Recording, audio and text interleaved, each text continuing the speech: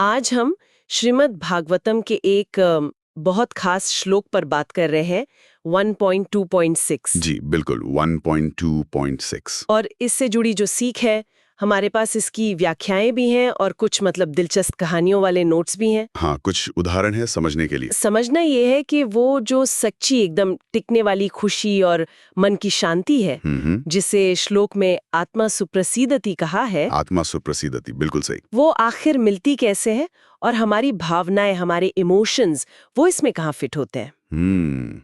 ये बहुत गहरा सवाल है, चलिए समझते हैं। तो श्लोक है, सर्वेप्सितः परो धर्मो यतो भक्तिर अधोक्षजे अप्रतिहता यया आत्म सुप्रसीदति। इसमें ये परम धर्म, ये क्या चीज है? देखिए, यहाँ परम धर्म का मतलब है भगवान अधोक्षज के प्रति भक्ति। अधोक्षज? हाँ, अधोक्षज मतलब वो जिन्हें हमारी इंद्रियां, हमारे सेंसेस सीधे सीधे नहीं समझ सकते, जैसे कृष्ण। अच्छा। तो उनके प्रति जो भक्ति है वो भी कैसी?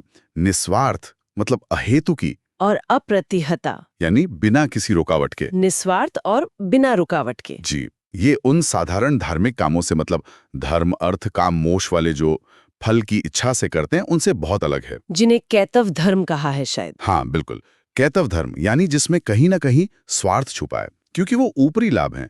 वो आत्मा की जो गहरी प्यास है ना, हाँ, उसे नहीं बुझाते। इस परम धर्म की, इस भक्ति की असली पहचान यही है कि इससे आत्मा को अंदर से एक सच्ची गहरी शांति और खुशी मिलती है। वही आत्मा सुप्रसीदति। वही आत्मा सुप्रसीदति, एक स्थायी भावनात्मक संतुष्टि। ये निस्वार्थ और बिना रुकावट वाली भक्ति सुनने में तो ये बहुत ऊंची बात लग रही है तो असलियत में उसका एहसास वो भावनात्मक स्तर पर कैसा होता होगा? अहेतुकी का मतलब है बिना किसी कारण के, बिना किसी स्वार्थ या कुछ पाने की इच्छा के। मतलब बदले में कुछ नहीं चाहिए? कुछ नहीं। जैसे चैतन्य महाप्रभु ने कहा ना, न धनम न जनम न सुंदरीम, बस आपकी भक्ति चाहिए जन्म जन्म। और अप्रतिहता मतलब जो लगातार चलती रहे, रुके नहीं, कभी मूड हुआ तो कर ली, नहीं तो छोड़ दी, वैसा नहीं। अच्छा, निरंतर। निरंतर। इसका अनुभव एक अंदरूनी एकदम सहज खुशी है। जैसे कहते हैं ना, मृदंग की आवाज सुनकर दिल अपने आप नाचने लगता है। वाह। ये उस लेन देन वाली भावना से बिल्कुल अलग है, जहां हम सोचते हैं मैं ये करूंगा तो मुझे वो मिलेगा। हाँ, वो सौदा हो गया एक तरह से। बिल्कुल। यहाँ तो भक्ति करना ही अपने आप में इनाम है, वो करने में ही आनंद है। अच्छा, तो मतलब जैसी बदले में कुछ पाने की इच्छा आई, वो गहरी वाली खुशी शायद कम हो जाती है। निश्चित रूप से। वो फिर भक्ति की शुद्धता नहीं रहती। हमारे स्रोतों में ध्रुव महाराज की कहानी का जिक्र है। वो इस भावनात्मक बदलाव को कैसे दिखाती है? हाँ, ध्रुव महाराज की कहानी तो कमाल की है। उन्होंने तपस्या शुरू की थी, पिता से भी बड़ा राज्य पाने की तीव्र इच्छा से। पूरी तरह सांसारिक इच्छा। बिल्कुल, एक सांसारिक महत्वाकांक्षा। लेकिन जब उन्हें भगवान के दर्शन हुए, भक्ति का वो स्पर्श मिला, हाँ, तो उन्हें अपनी उस पुरानी इच्छा पर इतना पछतावा हुआ, इतना अफसोस। सच में? हाँ, उन्हें लगा कि मैंने ये क्या मांग लिया, जैसे हीरे के बदले कांच मांग लिया हो। अरे! ये उनके भावनाओं का पूरा सफर दिखाता है, एक तीव्र सांसारिक इच्छा से शुरू होकर फिर गहरे अफसोस से गुजरते हुए भक्ति के परम आनंद तक पहुंचना। क्या गजब का बदलाव है। मतलब असली चीज मिलते ही पिछली सारी चाहतें एकदम फीकी पड़ गईं। बिल्कुल, वो समझ गए कि असली खजाना क्या है। एक और कहानी है राजा और मंत्री वाली, वो अस्थायी खुशी के बारे में। वो भावनाओं के बारे में क्या इशारा करती है? हाँ, वो शील प्रभुपाद अक्सर सुनाते थे।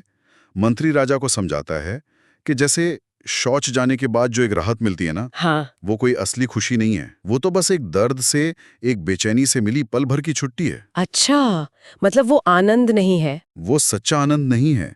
इसी तरह आज की दुनिया में जो पार्टियां हैं, मनोरंजन है, मौज मस्ती है, हाँ, वो अक्सर जिंदगी के तनाव, दुख या खालीपन को बस थोड़ी देर के लिए भुलाने का एक जरिया है। एक डिस्ट्रैक्शन जैसा। बिल्कुल, वो आत्मा को वो टिकाऊ सकारात्मक भावनाएं या असली सुख नहीं देते। वो दर्द से टेम्पररी राहत है, सच्ची खुशी नहीं। हाँ, ये बात तो देखिए आजकल बहुत दिखती भी है। जिसे हम मजे करना कहते हैं, वो असल में कई बार बस रोजमर्रा के तनाव से भागना होता है। सही कहा। तो फिर सच्ची खुशी, क्या इसका मतलब है कि शुद्ध भक्ति एक बिल्कुल अलग ही किस्म की भावनात्मक स्थिति पैदा करती है, जैसे प्रहलाद महाराज या मीराबाई के उदाहरण? निश्चित रूप से, बिल्कुल अलग। प्रहलाद महाराज को देखिए, उनके पिता हिरण्यकशिपु ने उन्हें कितने भयानक कष्ट दिए। हाँ, बहुत। लेकिन वो अपनी भक्ति में एकदम अड़िग रहे। और सबसे बड़ी बात, निर्भय रहे। निर्भय, बिना डरे। बिल्कुल। इसी निडर निस्वार्थ भक्ति ने उन्हें वो परम शांति दी, वही सुप्रसिद्धति, मुश्किलों के बीच भी। और मीराबाई? मीराबाई का कृष्ण के लिए जो अटूट प्रेम था, अनन्य प्रेम, वो इतना गहरा था कि दुनिया के ताने, अपमान, जहर का प्याला भी, हाँ, जहर का प्याला। वो भी उनके उस अंदरूनी भावनात्मक जुड़ाव को, उस आनंद को कमजोर नहीं कर पाया। हनुमान जी को देखिए जी, उनकी जो निस्वार्थ सेवा है भगवान राम के प्रति, वही उनकी शक्ति और उनके शाश्वत आनंद का स्रोत है। ये उस अंदरूनी खालीपन से बिल्कुल उल्टी अवस्था है, जो भक्ति के बिना बड़ी से बड़ी दुनियावी सफलता मिलने के बाद भी कई लोग महसूस करते हैं। सही बात है। तो कुल मिलाकर हमारी भावनाओं और सच्ची संतुष्टि के लिहाज से इन सब बातों का निचोड़ क्या निकलता है? सार यही है, निचोड़ यही है कि सबसे ऊंचा रास्ता, परोधर्म, वो है भगवान के प्रति बिना स्वार्थ लगातार चलने वाली भक्ति। अहेतुकी अप्रतिहता। बिल्कुल। सिर्फ यही एक तरीका है जो आत्मा को वो गहरी, स्थायी भावनात्मक संतुष्टि और सुकून, यानी आत्मा सुप्रसिद्धति दे सकता है, जिसकी उसे असल में तलाश है। ये दुनियावी इच्छाओं के पूरा होने से जो पल भर की राहत या उत्तेजना मिलती है ना, हाँ, वो टेम्पररी होती है। हाँ, उससे ये कहीं ज्यादा गहरा है, टिकाऊ है। ये आत्मा की जो बुनियादी भावनात्मक जरूरतें हैं, उनको सही मायने में पूरा करता है। ये वाकई एक बहुत गहरा विचार है। अच्छा, जाते जाते एक और विचार छोड़ जाते हैं श्रोताओं के लिए। जी। स्रोतों में जीवन के 3 तरह के अनिवार्य कष्टों का जिक्र है।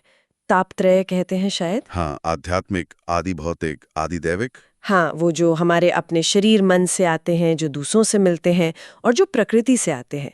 तो सोचने वाली बात ये है कि कैसे ये निस्वार्थ भक्ति जीवन के इन अनिवार्य दुखों के सामने सिर्फ एक टेम्पररी डिस्ट्रैक्शन या राहत बनने की बजाय एक अनोखी किस्म की भावनात्मक मजबूती या सच्ची सांत्वना दे सकती है। ये बहुत महत्वपूर्ण प्रश्न है आगे सोचने के लिए। भक्ति कैसे इन तापत्रय के प्रभाव को कम करती है या उनसे ऊपर उठा देती है?